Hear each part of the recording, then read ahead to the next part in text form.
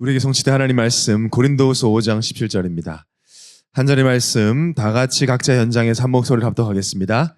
그런즉 누구든지 그리스도 안에 있으면 새로운 피조물이라. 이전 것은 지나갔으니 보라 새 것이 되었도다. 아멘. 오랜만에 온라인으로 또 여러분 뵙게 됐는데 잘 들리시나요? 잘 들리시죠? 네, 잘 들리는 것 같습니다. 온라인이지만 분명히 시공간을 초월해서 하나님 역사하고 계시고, 저도 온라인으로 결정되면서 하나님 오프라인 때보다 갑절의 은혜를 달라고 기도했습니다. 제 기도를 곧잘 들어주시거든요. 그래서 저는 오늘 그 응답 여러분이 확인하게 될 거 믿습니다. 우리 각자 현장에서 이렇게 믿음의 고백을 합시다. 성령의 역사는 시공간을 초월합니다. 네, 제가 줌으로 이렇게 보고 있습니다. 여러분 이렇게 평상시에 원네스 안 되는 사람하고 옆자리에 이렇게 다 앉아 있어요 지금. 그래서 참 좋은 것 같고요. 네, 옆에를 좀 보면서 어쨌든 있다고 생각하시고, 우리는 영적 통신망 안에서 통하고 있으니까 옆에 사람 보시면서 이렇게 인사합시다. 은혜로 살았고 또 은혜로 살아갈 것입니다. 네, 이렇게 얼굴 보니까 온라인의 장점은 여러분의 마스크 벗은 모습을 이렇게 가까이서 볼 수 있다는 것이죠. 네, 우리 왕욱은 청년도 제 눈에 지금 보이고, 네, 지금 우리 태은이 머리 덜 말리고 앉아 있는 것도 다 보입니다. 그래서 이렇게 가까이에서 볼 수 있는 시간이어서 너무 감사하고, 이거들이 말씀 가지고 잊으라고 주신 과거가 아니다라는 제목으로 말씀을 선포하겠습니다. 지난 한 주간 동안 우리는 풀어야 할 영적 오해라는 말씀을 붙잡고 살아왔죠. 많이 푸셨나요? 오해된 것들이 많았을 텐데 많이 푸셨는지 모르겠습니다. 제가 어릴 때 아직도 들은 이야기 아직도 기억이 나요. 그때는 꽤 웃겼던 이야기인데 지금 보니까 그렇게 웃긴 얘기는 아니에요. 근데 실제 있었던 일인데, 저희 사촌 형님 중에 한 분이 되게 등치가 컸어요. 좀 뚱뚱했죠. 등치가 크고 어릴 때부터 그랬어요. 항상 오해를 받아요. 되게 착해요. 정말 착한데 좀 등치가 크고 좀 살집이 있다는 이유로 조금 이제 주위 사람들이 약간 어린이들 같이 겁먹는, 좀 이렇게 무서워하는 그런 오해가 좀, 어릴 때 초등학생 때 키가 170에 100kg 이렇게 되니까 이제 주위 꼬마들은 좀 무서워했던 그런 기억이 있어요. 근데 엄청 착해요. 제가 본 사람 중에 너무너무 착한 사람이에요. 착하다고 구원받는 건 아니지만 착한 사람이었어요. 그 형이 살던 동네가 이렇게 좋은 동네는 아니었는데 강도나 소매치기 사건도 좀 일어났던, 기사에 몇 번 뉴스에 나왔던 동네였거든요. 그 형이 직접 얘기해 주더라고요. 으슥한 학원 마치고 이제 집에 가는데 골목이 좀 가로등도 어둡고 이제 으슥하니까 자기가 이제 걸어가는데 앞에 여중생이 이렇게 앞에 걸어가고 있더래요. 그래서 착하니까 이 형이 얼마나, 이 여중생이, 자기가 이제 고등학생 때니까 여중생이 얼마나 불안할까, 내가 나 같은 등치 큰 사람이 걸어가면 뒤에 숫자 얼마나 불안할까, 자기가 빨리 좀 걸어가줘야 되겠다. 그래서 이게 조금 빠른 걸음으로 이제 걸었는데 그 여자애가 더 빨리 걷는 거죠. 쫓아오는 줄 알고. 그러니까 이제 이 사촌 형님이 딱 확신한 거죠. 겁내는구나. 그럼 내가 빨리 뛰어서 앞질러 가버려야 되겠다. 그래서 뛰어서 가니 갑자기 그 여자가 엄마 하면서 주저앉았다는 거예요. 그 얘기를 그 형이 너무 슬픈 눈으로 저한테 했던 기억이 있어요. 그 형은 그래서 그냥 앉은 척 보면 뛰어가고. 오해. 서로 모르는 상황에서 각자의 생각만을 가지고 같은 공간에 있는데 오해해버리니까 완전히 이상한 생각들을 하게 되는 거죠. 오해가 생기면요, 이상해집니다. 특히 평상시에 문제가 없을 때는 별로 그렇게 괜찮아요. 문제 없을 때는 친구 관계, 사업 간의 관계 괜찮죠. 근데 문제가 딱 오면, 어려움이 오면 오해가 생겨요. 우리가 처음에 코로나 백신 개발됐을 때 마스크 벗을 수 있나? 거의 끝났나? 막 기뻐했잖아요. 근데 이제 백신을 맞고 아픈 사람이 생기니까 맞으면 죽는구나, 안 맞아야지, 이렇게 막 오해를 하게 되는 거죠. 오해가 쌓이고 거기에 내 생각과 사람들의 말이 들어오면 이제 그 오해는 사실이 되고 현실이 내 생각 속에는 되어버리는 겁니다.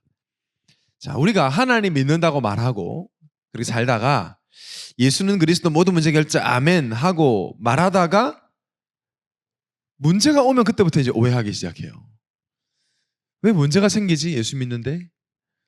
내 예수 안 믿을 때도 안 오던 문제가 왜 생기는가? 모든 문제 끝났다며. 내가 복음 위에 살아가는데 내가 말씀 따라 사는데 왜 어려움이 오느냐? 이건 좀 아니지 않냐? 라는 생각들이 들어오기 시작하죠. 아무 문제 없을 때는 하나님 찬양하고 예배하고 감사합니다. 근데 문제가 오고 그 문제가 반복이 되고 세상 사람들도 겪지 않은 어려움이 나에게 왔을 때 이제 그때부터 오해하기 시작하는 거죠. 그럼 사단이 기다렸다는 듯이 오해 불화살을 막 쏩니다. 그때부터 들어오는 생각들이었어요. 제 개인적으로는 어떤 생각들이 왔냐면 가장 먼저 들어오는 생각이 내가 뭐 잘못했나? 이 생각이었어요. 내가 뭐 잘못했나? 벌 받나? 율법적 각인이죠. 그러면서 이제 하나님은 나를 사랑하지 않는 것 같다. 이제 이게 확신으로 바뀌면서 그게 이제 계속되면 결국엔 마지막 생각은 뭐냐? 하나님 살아계시나? 이 생각이 탁 들어옵니다. 그렇게 순서대로 오해를 해요. 어떻게 하면 하나님 오해하지 않느냐? 하나님을 통해서 하나님을 들어야 돼요. 그래야 오해하지 않습니다. 들은 거 말고 내가 직접 만나서 들어야 돼요. 내가 정말 확인해야 됩니다. 하나님을 알 수 있는 방법은 딱 하나밖에 없습니다. 말씀을 통해서. 하나님이 어떤 분이신지, 예수님이 어떤 분인지, 성령이 어떤 분인지, 성삼위 하나님, 트리니티, 성삼위 하나님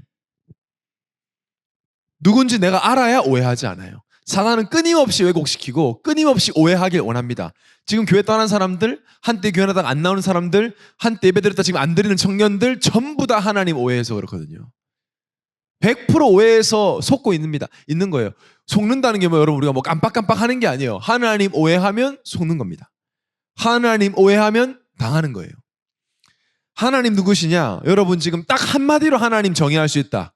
하나님 누구시냐? 물어보면 뭐라고 하죠? 하나님 누구시냐? 성경적으로 대표해야 되겠죠. 하나님 누구시냐? 하나님은 사랑의 하나님이시다. 하나님은 사랑이십니다. 요한일서 4장 16절 하나님이 우리를 사랑하시는 사랑을 우리가 알고 믿었노니 하나님은 사랑이시라. 하나님은 사랑이시라. God is love. 끝입니다. 하나님은 더하고 뺄 거 없어. 하나님은 사랑이시다. 사랑의 하나님 잘 모르겠는데요. 뭘 통해 알 수 있냐? 말씀 통해. 사랑의 하나님이란 증거로 하나님은 약속을 지키시는 언약의 하나님이시죠. 왜 하나님 오해하냐? 사람들의 말을 듣고 하나님을 판단하고 세상 사람들이 평가하는 하나님을 자꾸 우리는 생각해요. 내 감정을 통해 하나님을 알려가면 하나님을 오해해요. 그래서 세상 사람들은 사랑의 하나님을 하면서 이럴 수 있냐? 하나님 왜 이러냐? 인간적 사랑, 주관적 사랑, 내 나름대로 사랑의 정의 안에 가둔 하나님을 자꾸 판단을 해요. 하나님 사랑하는데 가난한 사람 왜 놔두냐? 하나님 사랑하는데 장애인 왜 놔두냐? 이런 식이에요. 전혀 언약도 하나님도 모르는 사람들의 말이죠. 말씀을 통해서만 하나님을 알 수 있습니다. 약속을 반드시 지키시는 사랑의 하나님을 우리는 어떻게 알 수 있냐? 약속 붙잡으면 알아요. 그 약속을 내가 믿음으로 붙잡을 때 어떤 상황 속에서도 반드시 말씀하신 그 약속을 지키시는 사랑의 언약의 하나님. 그 하나님을 믿으면 되는 거예요. 특히 문제와 사건 속에서. 여러분 믿음의 입을 크게 열라 했잖아요. 언제 열면 되냐? 지금 여시면 됩니다. 지금 오늘이 바로 믿음의 입을 크게 열 때예요. 언약의 하나님이란 증거를 주십시오. 하나님 사랑이라는 난 모르겠는데, 난 여전히 가난한데, 난 여전히 무시당하는데 증거를 주세요. 증거 주셨습니다. 뭐죠? 인간의 몸을 입고 직접 오신 예수 그리스도. 사랑의 하나님이란 더 이상 증거는 이것이니 그랬어요. 아들이 있는 자에게 생명이 있다 그랬어요. 예수 그리스도가 오신 자체가 사랑의 하나님이라는 증거.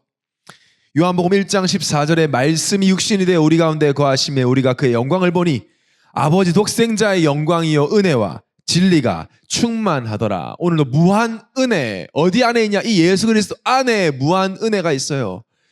어떻게 되느냐? 예수 그리스도 믿는 순간 다 끝납니다. 다 끝납니다. 여러분 다 끝났습니다. 예수 그리스도 믿는 순간 사주팔자 운명 저절 끝나버립니다. 가문의 대물림 끝나버립니다. 지옥 배경 끝나버립니다. 마귀 소속된 거 끝나버립니다. 영생 보장됩니다. 영원히 함께 하십니다. 누가 함께 하시냐? 성령이. 예수를 그리스도로 믿는 자에게 성령이 함께 하시면서 뭐하고 계시죠? 요한복음 14장 26절에 보혜사 곧 아버지께서 내 이름으로 보내실 성령 그가 너희에게 모든 것을 가르치고 내가 너희에게 말한 모든 것을 생각나게 하리라. 시간이 지날수록 알게 될 거거든요. 여러분 지금 어떻게 예배 드리고 있냐? 온라인 예배 내가 드리고 싶어 드리는 게 아니라 여러분의 안에 있는 성령이 예배의 소중함을 알게 하셔서 내가 지금 예배를 드려야 되겠다. 나는 예배의 존재다. 나는 나의 주업은 바로 예배 드리는 것이다 라고 깨닫게 하신 분이 바로 성령. 증거 찾지 마세요. 뭐가 되고 안 되고 그 너무 세상 수준이에요. 응답 있고 없고 눈에 보이는 그 너무 수준 낮은 유치원 수준이에요. 내가 지금 하나님을 시공간을 초월한 예배를 드리고 있다. 그게 내가 성령의 사람이라는 증거다. 내가 성공자라는 증거다. 아멘. 아멘. 아멘 하시기 바랍니다. 이석영 아멘 하세요. 크게. 네, 아멘. 그래 뭐 팻말을 들든지 뭘 하든지. 문제 속에서 더 잘 알 수 있어요. 문제 속에서. 왜냐? 우리 하나님은요. 세상을 이기신 하나님이시기 때문에요. 세상에서 모두가 문제라고 할 때 하나님의 사랑과 예수가 그리스도심과 성령의 인도하심을 더 잘 알 수 있어요. 광야에서 더 잘 알았어요. 구름기둥 불기둥 홍해 갈라지고 만나 매출하기 광야길에서 하나님의 사랑을 더 리얼하게 체험했던 것처럼 우리 청년들은 청년의 때에 광야 같은 이 청년의 때에 사랑의 하나님을 만끽하시기 바랍니다. 어느 정도 만끽하면 되냐? 이 사랑의 하나님만 있으면 돼. 사람이 필요해, 외로워, 뭐가 필요해. 그게 다 사라지는 청년의 때가 돼야 돼요. 저는 요즘 그렇게 하루하루를 살고 있는데 행복해요. 하나님과 정말 진하고 딥한 사랑을 누리고 있는 것 같아요. 사람은 늘 변하고 사람은 늘 사람을 만족하게 할 수 없는 존재잖아요. 근데 하나님은 한 번도 나를 만족하게 채우지 않으신 적이 없어요. 자, 이 사랑의 하나님이 오늘 이상한 말씀을 제목으로 주셨죠. 정성민 목사스럽지 않은 제목이죠. 예원교회스럽진 않은 제목입니다. 잊으라고 주신 과거가 아니다. 이게 무슨 말이죠? 사랑의 하나님인데 말이에요. 마치 그냥 이 제목만 보면 뭐 과거를 자꾸 기억하라는 말이냐? 자꾸 뭐 과거에 매이란 말이냐? 세상에서는 과거를 잊으라고 합니다. 그래야 속 편하니까. 그래야 뭐 새로운 삶을 시작할 수 있으니까 잊어버리라고 합니다. 이미 지나간 거 잊어버려. 뭐 나쁜 자세는 아니죠. 과거 힘들었던 일, 상처되었던 일 잊어라. 시간이 지나면 잊는다. 시간이 약이다. 그래서 뭐 저희도 그런 일을 겪고 시간이 지나니까 좀 뭐 둔해지는 것 같기도 하고 잊혀지는 것 같기도 하죠. 근데 아니잖아요. 안 잊어지잖아요. 덮어두잖아요. 덮어둔 거지. 그래서 그 뚜껑이 열리는 타이밍이 오면 다 튀어나오잖아요. 과거에 상처를 받은 걸 덮어두면 골마 썩잖아요. 더러운 고름이 흘러나오잖아요. 많은 청년들의 기준이 상처가 되어 있는 경우를 저는 굉장히 많이 봤습니다. 예전에 이랬기 때문에 나는 지금 이렇게 해야 돼. 예전에 나는 힘들었기 때문에 나는 지금 이걸 힘들 수 없어. 옛날엔 내가 만나본 사람이 저런 사람, 난 저런 사람은 정말 싫어. 엄청 많아요. 선택의 기준이 상처라. 그게 상처에 평생 끌려다니는 거잖아요. 육신의 상처도 덮어두면 썩습니다. 세균이 들어간 걸 덮어두면 당장은 덮어두면 괜찮은 것처럼 보이지만 다른데 막 전이가 되죠. 염증이 옮아지죠. 영적으로 마찬가지입니다. 상처 덮어두면 그것도 하나님의 사랑의 처방전 없이 그냥 세상 더러운 걸로 막 덮어두면 썩다가 터지는 게 지금 세상에 일어나는 일들이에요. 갑자기가 아니고 갑자기 저 사람이 이상한 짓을 해. 갑자기 저 사람이 이상한 행동을 해. 갑자기 저렇게 중독이 걸렸어. 갑자기 저렇게 폭력적이 아니에요. 덮어둔 거죠. 썩는 거 모르고 덮어둔 거죠. 반드시 영적 문제가 옵니다. 그래서 오늘 성경에서 잊으라고 하지 않고 반대로 잊지 마라 이럽니다. 성경에서 잊지 마. 과거 잊지 마 이럽니다. 자, 여러분 생각해 보세요.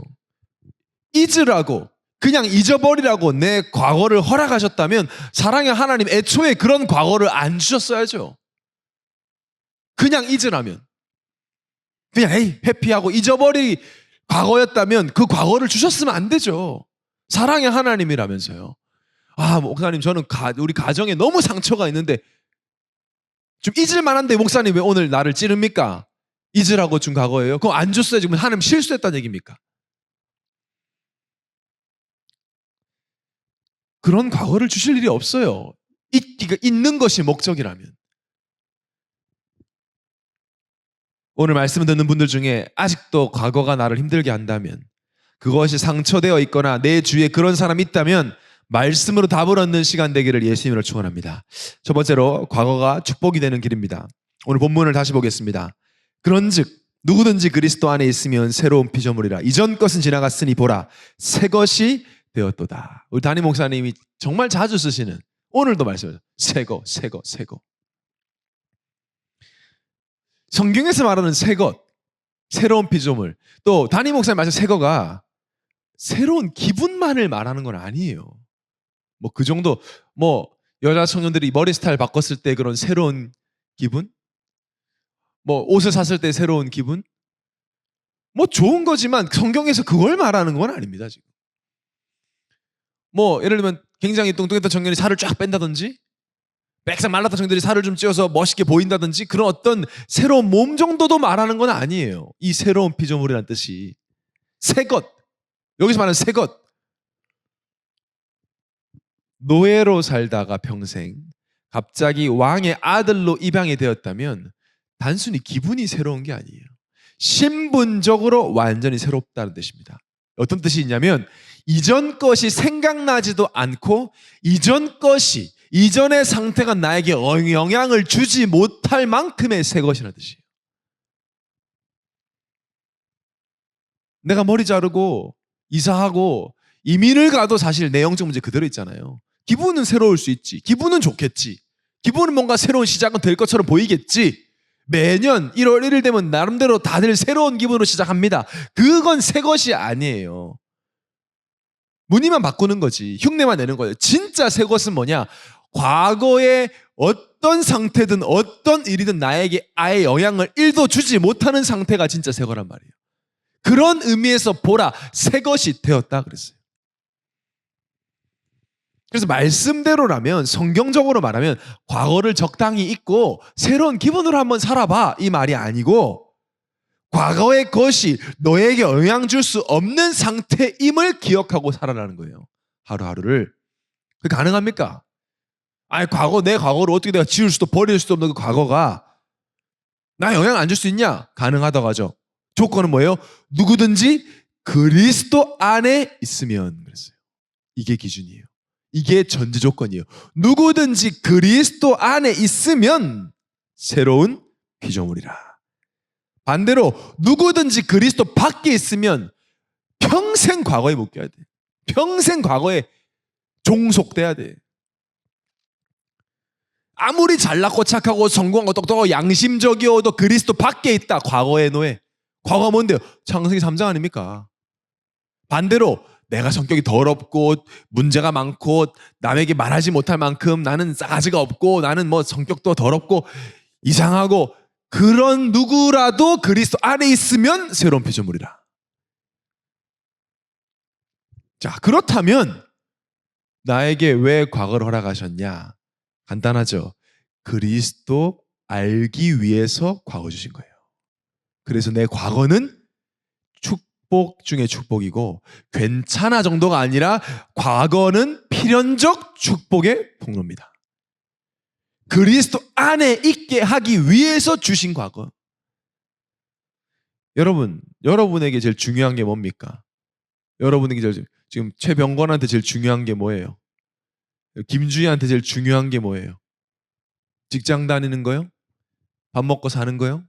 우리는 직장에서 돈 버는 존재 아니잖아요. 영적 존재죠. 영적 존재인 인간에게 가장 중요한 건 구원받는 겁니다. 왜냐? 영적 존재가 영생을 살아야 돼요. 이 땅은 잠시 사는 거예요, 여러분. 영원히 살아야 돼요. 어디서 사느냐? 어떻게 사느냐 아닙니까? 하나님 나라에서 영생을 얻을 수 있는, 누릴 수 있는 유일한 길은 구원받는 겁니다. 하나님의 자녀가 되는 거예요. 근데 이게 말처럼 쉽냐? 어려운 정도가 아니라 아담의 후손, 우리는 아담의 후손이자 아담의 후손에게는 절대 불가능한 일입니다. 구원 못 받습니다. 구원만 못 받는 것이 아니라 구원받지 못하고 하나님을 떠났기 때문에 문제 옵니다. 문제, 상처, 덮어 계속 옵니다. 가문과 가정을 타고 나에게 들어온 이 죄로 인해서 사단에게 잡혀서 끌려다니니까 개 끌려다니듯이 오토바이에 개 메고 끌고 다니면 어떻게 될지 뻔한 거 아닙니까? 영적으로 그런 상태. 시간이 지날수록 아픕니다. 12가지 문제라고 하죠. 하나님 떠나서 올 수밖에 없는. 창세기 3장 11장으로 가야 되고 4들 13, 16, 19의 우상, 점술, 그 흑암 문화 속에서 뒹굴어야 되고 하나님 품 안에서 뒹굴어야 되는 인간이 흑암 문화 속에 뒹구니까 당연히 우상을 섬기다가 영적 문제 올 수밖에 없는 뉴스 보기가 겁나지 않습니까, 여러분?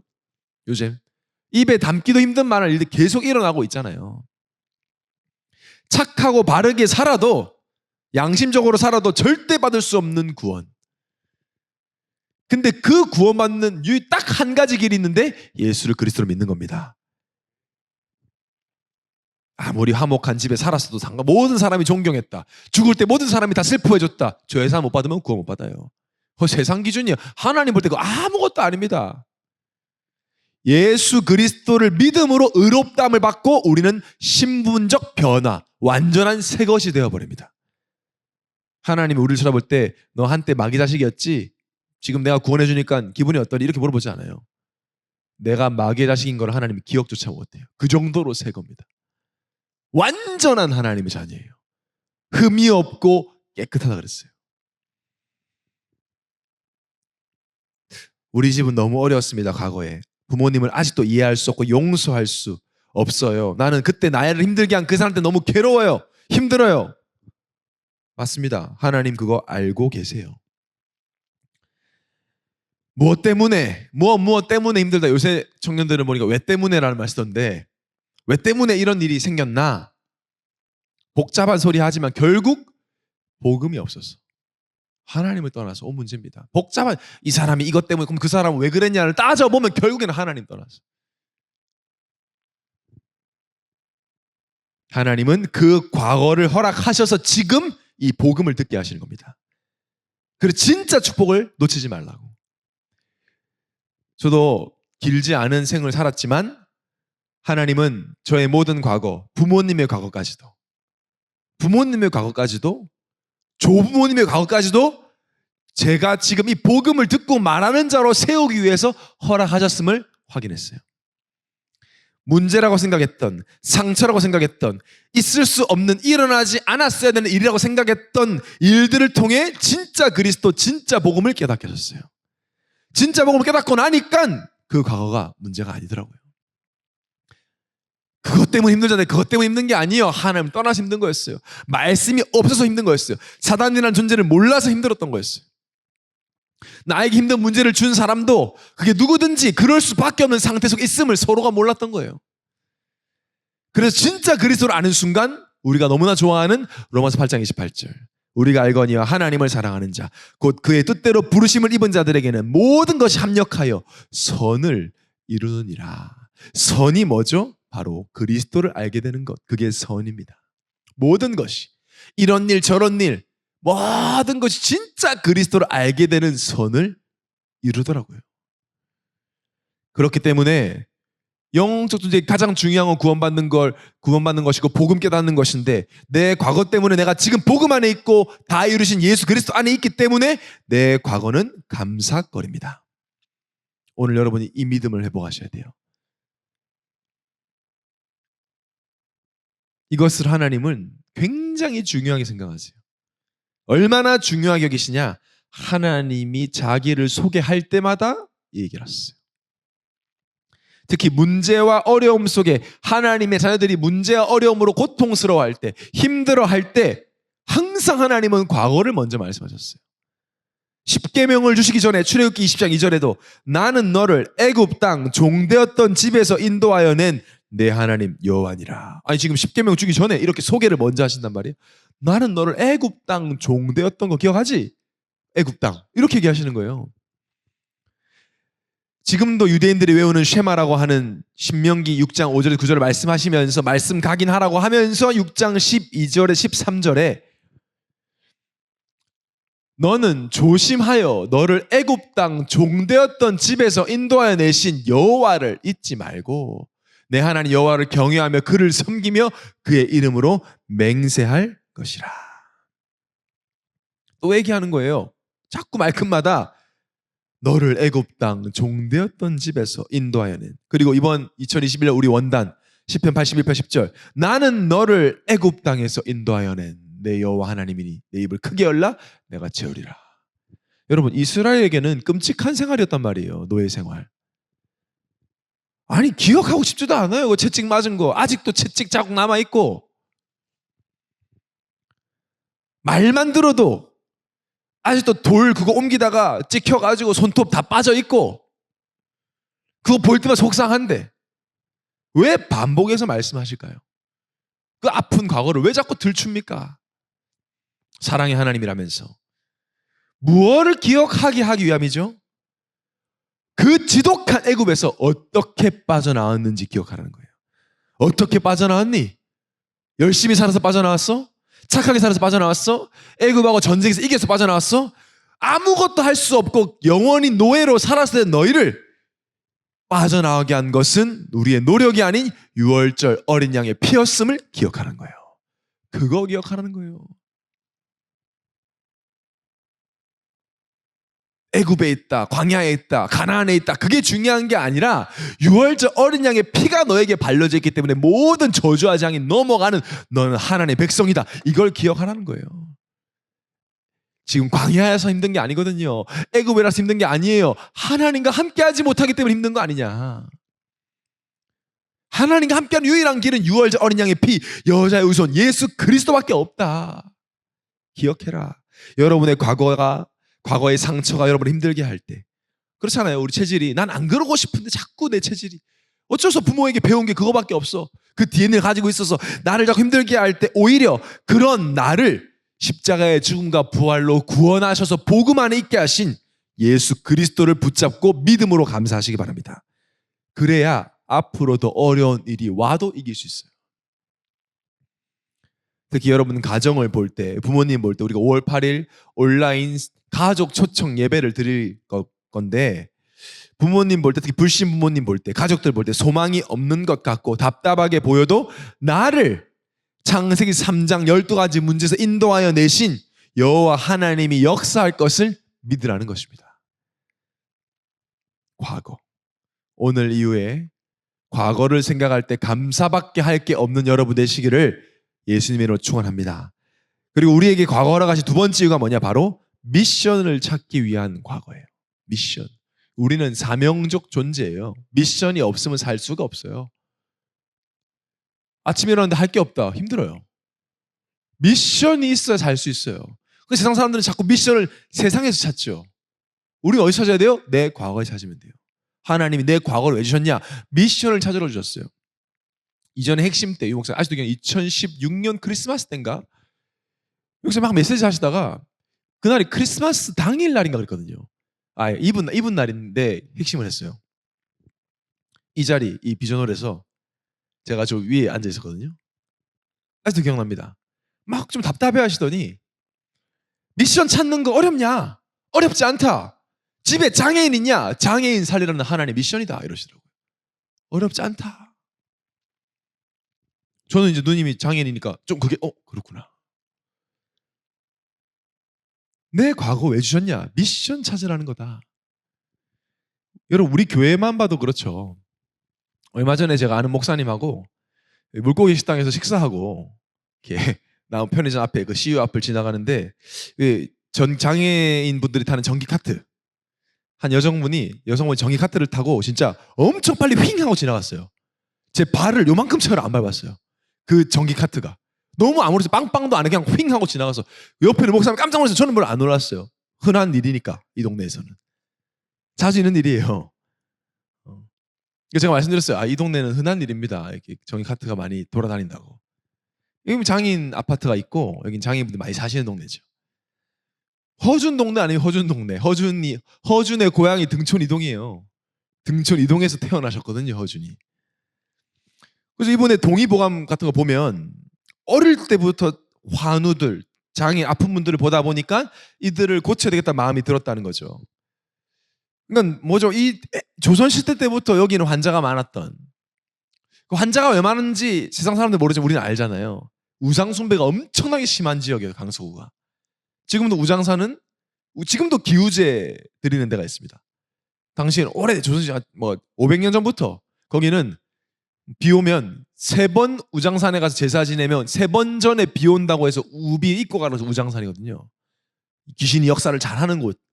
개화산엔 지금도 1000년 넘은 절이 있어요. 지금도 있대요. 그 산줄기를 타고 모텔부터 술집 완전 그 음란촌이 지금도 강서구청 이걸 뒤로 딱 넘어가면 공항대로 조금만 넘어가면 이런 동네가 있어 할 정도로 막 지금도 보면 그렇죠. 여러분도 자주 밥 먹으러 가잖아요, 그쪽에. 그 속에서 이제 뭐 알코올 중독자부터 해가지고 장애인들이 엄청 많은 지역이었다는 거죠. 그러니까 장애인들을 둔 부모님을 둔 자녀들이 많고 당연히 경제가 어렵고 삶이 어렵고 상처 가득하고 반복되는. 그러니까 30년 전도 지금 똑같거든요. 자, 그런 지역에 장애를 둔 한 전도자가 교회를 세웠습니다.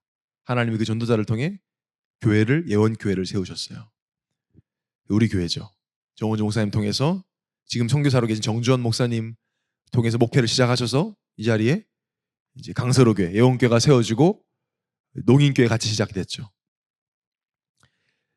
등촌동에 오셔서 우리 등촌동 659-1 이 주소로 새롭게 이전하고 얼마 있다가 다락방운동 시작했거든요. 제가 그때 왔어요. 얼마 있다가 다락방운동 시작했다고요. 그러니까 여기 와서 시작하신 거예요. 본격적으로 이제 예수는 그리스도 모든 문제 결자 138 그때부터 이 지역에서 이 자리에서 지금 뭐 30년 동안 계속 선포됐어요. 그 96년부터 핵심 우리 예원교회 하게 됐죠. 그러니까 전 세계 제자들이 매주 와가지고 계속 예수는 그리스도 모든 문제 결자. 인간의 근본 문제, 하나님 떠난 문제, 죄물 사단 문제, 해답은 예수는 그리스도. 매일 뭐 화요 집회 뭐 계속 우리 교회에서 했어요.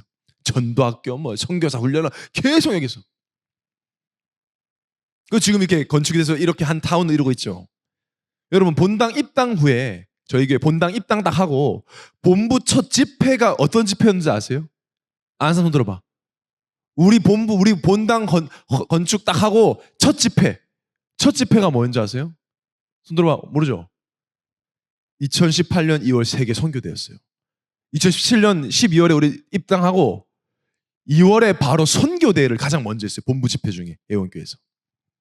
그때 1강 제목이 뭔지 알아요? 1강 제목. 전혀 모르겠지 뭐. 집회를 했는지도 모르는데. 1강 제목. 237 나라를 치유하라 했습니다. 저는 이번에 말씀 준비하면서 그거 확인하다 소름 돋는 거 있죠. 와. 여러분 지금 이 강서구가 어떻게 된 줄 아세요? 세상 사람들이 뭐라고 하든지 말든지 이 강서구가 유일하게 우리나라에서 의료 관광 특구예요. 메디컬 강서예요. 메디라클인가 그래서 미라클 해가지고 국가에서 지정한 의료 관광 특구 237나라에서 와서 치료받으라고 만든 구가 됐어요. 거기서 지금 이대 서울병원 이 부민병원부터 해가지고 서울에서 가장 전문 병원들이 많은 지역이에요. 그리고 237 센터는 300m 근처에 있습니다. 하나님은 한 전도자의 과거, 그 전도자가 언약을 붙잡고 이 복음 붙잡으니까 그 과거가 미션이 되어서 한 지역에 수천 년간 흘러왔던 흐름을 바꿔버린 역사를 우리는 체험하고 있습니다. 기적 같아요. 저는 이 메시지를 할 때마다 목사님 어쩌다 보니까 절대 어쩌다 이게 됐단 말이에요.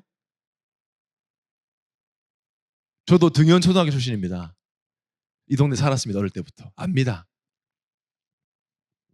여러분, 과거가 미션이라는 거 멀리 찾아가 우리 교회만 봐도 아니 그냥 의료시설 좋은 구도 아니고 의료 관광 특구 237나라에서 와서 치료받으라는 지역이에요. 광서구가. 237 센터가 지금 여기 세워졌고 우리 애원교회가 있고. 기억하세요. 과거 현장을 살리는 미션입니다. 나의 과거는. 이게 무슨 말이냐? 언약적 한을 품으라는 거예요. 내 과거를 두고 우리는 대물림과 상관없어요. 혹시 여기 청년들 중에 가정 문제 있습니까? 부모님이 이혼했고 가정 때문에 상처받은 청년들, 괴로웠던 청년들, 가정 살리는 미션을 잡아라. 아, 중독 문제로 우리 부모님이 고생했냐? 나도 고통받고 있냐? 중독 현장 살리는 미션을 붙잡아라. 엘리트로 가기 위해 성공하기 위해 강박과 성공주의에 시달렸습니까? 엘리트 살릴 미션으로 붙잡아라. 간단합니다. 내 과거는 미션을 그 현장 살릴 미션을 붙잡아 주신 것이다. 잊으라고 준 거 아니에요. 그거 잊을 거면 왜 줘요 그거를. 그 현장을 살리라고 하나님 주신 거예요.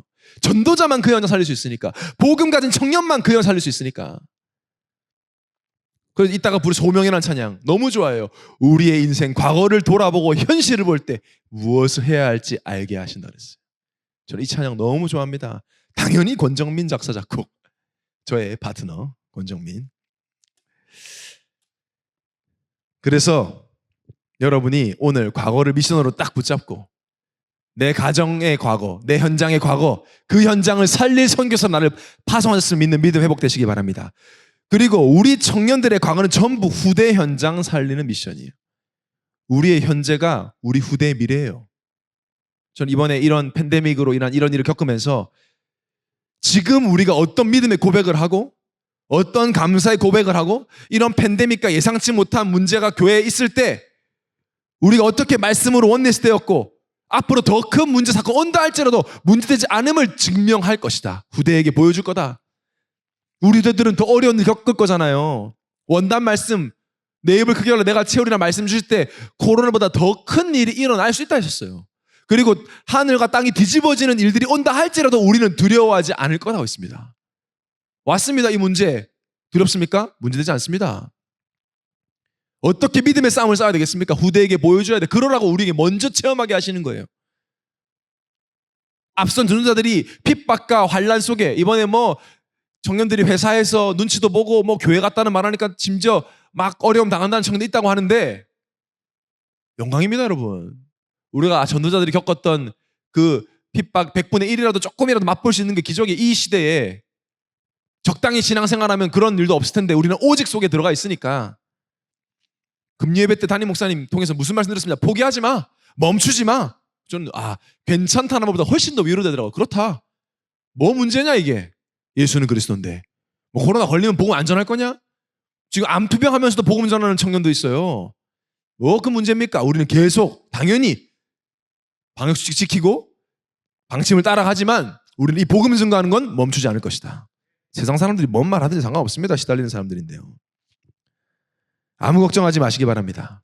우리의 오늘이 우리의 과거가 되겠죠. 그리고 후대에게 이정표가 될 것입니다.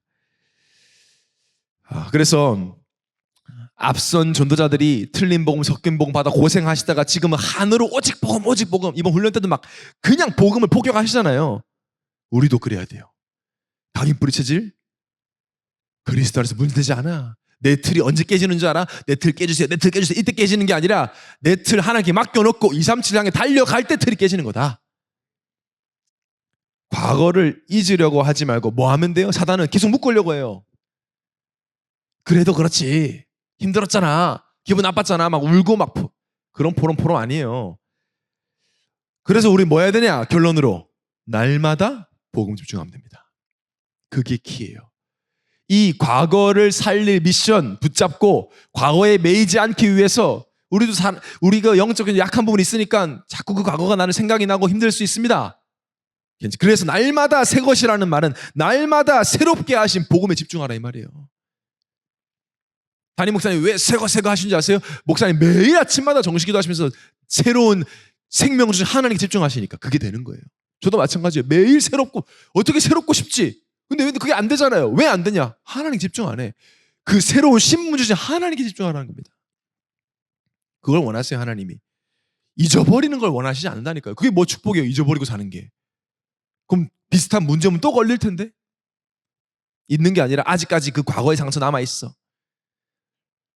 이스라엘 백성들이 손 찢어진 거 채찍 있으면서 기억하는 거죠. 아, 그래. 애굽 땅 종되었던 곳에 나를 인도하는 하나님과 함께한다.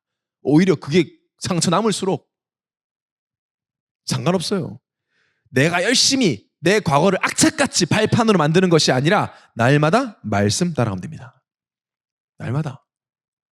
어제 들은 말씀 갖고 오늘 사는 게 아니라 오늘 또 말씀 붙잡는 거예요. 특히 강단 말씀. 여러분, 말씀은 하나님이시고요. 빛이에요. 햇빛이 아니고 불빛이 아니라 생명을 살리는 빛이에요. 흑암을 이기는 빛이에요. 그 말씀을 묵상하고 집중할 때 그 빛이 내 안에 들어와서 나를 치유하고 살리는 거예요. 과학입니다. 내 생각과 감정대로 살아가는 게 나에게 유익하면 하나님이 그렇게 살라고 했을 거예요. 왜 십자가에 죽고 그리스도만 살려고 하느냐? 그게 나에게 유익하지 않아. 내 생각과 감정대로 편할 수는 있어. 근데 절대 유익하지 않아요. 그래서 저는 우리 청년들 입맛에 맞는 설교 안 합니다. 오직 복음만 말하기로 결단했습니다. 왜냐? 지금은 여러분이 어떻게 이해할지 몰라도 결국 남는 건 복음이고 나를 살리는 건 복음이다. 멋있고 인문학적인 말로 절대 사람 살아나지 않습니다. 조나단 에드워드 목사님이 이런 매일 고백을 했다 그래요. 날마다 나는 나를 가지시라고 하나님께 드렸다 그랬어요. 매일 아침. 나를 가지세요, 이렇게. 제가 이따가 NSS 수료식 때 얘기를 좀 구체적으로 드릴 텐데, 뭐 NSS 안 들으신 분들도 오늘 NSS 수료식은 다 참여해도 됩니다. 온라인으로. 매일, 맞아, 매일 드려. 오늘도 나는 당신 겁니다. 가지세요. 나를 가지세요. 가지는 게 뭐예요? 어떻게 드려요? 내가 말씀만 붙잡는 거예요. 특히 하나님이 세운 교회를 통해 주시는 강단의 말씀. 붙잡으시기 바랍니다. 그리고 그 말씀 붙잡고 뭐 하면 돼요? 날마다 기도 중심으로.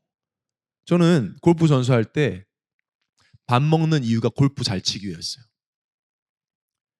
자는 이유도, 잠을 잘 자는 이유도 골프를 잘 치기 위함이었어요.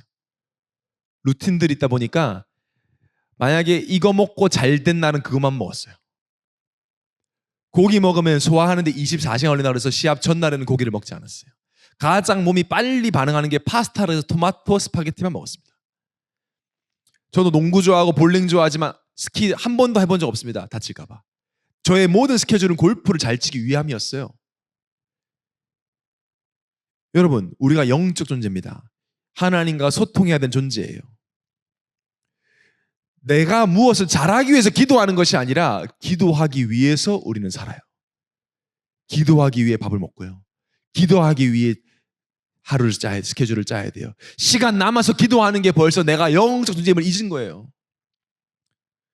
게임을 하지 마, 밤에 미디어 보지 마. 기도에 방해되면 당연히 안 하는 겁니다. 하나님께 집중할 수 있도록 내 삶이 기도 중심으로. 24 하나님이 내 기도를 듣고 계시니까, 그래야 성령이 역사하시고, 그래야 흑암이 꺾어지고 현장에 생명 살아나니까 기도하기 위해 삶을 짜는 거예요. 기도하기 위해 우선순위를 정하는 겁니다. 완전 반대로 하자. 종교 생활들은 뭐예요? 힘들면 기도하고, 문생이 기도하고. 그게 벌써 기도를 오해하고 하나님 오해한 거죠. 여러분, 기도하기 위해 하루를 사시기 바랍니다. 눈 떴다, 기도하라는 거다. 자면서도 기도할 수 있도록. 그렇게 되면 응답이 옵니다. 어떤 응답? 나를 통해 생명이 살아나는 응답. 전도의 응답이 오죠. 전도라고 하니까 구원의 길을 전하는 것도 있겠지만 내 삶 자체가 이 미션 중심의 삶, 오늘 말한 이 현장에서 미션 중심의 삶을 사는 게 전도예요.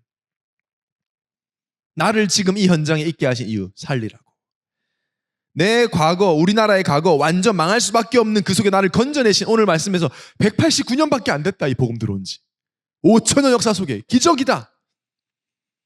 아이고 다행이다, 구원받아서. 이게 아니고 이제 우리가 이 미션 가지고 오늘 저는 말씀드린, 그래, 이렇게 우리가 이 시대 태어나서 복음 받아서 하나님 자녀 돼서 이렇게 살고 있다면 지금도 옛날 우리나라처럼 복음 모르는 나라 이 복음을 증거하는 게 우리의 삶의 이유다.